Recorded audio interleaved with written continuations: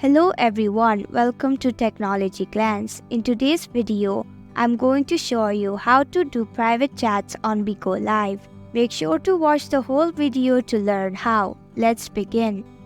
First, open up Bigo Live on your mobile device.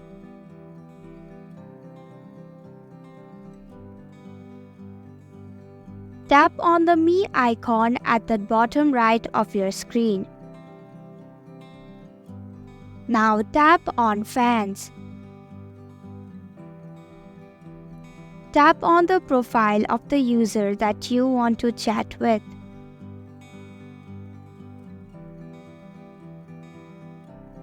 Now tap on the chat icon at the bottom of your screen. Now you can type in your message and chat privately on Bigo Live.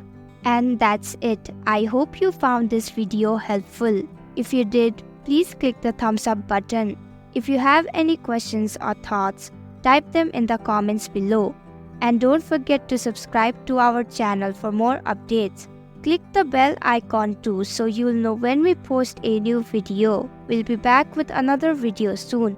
Thanks for watching.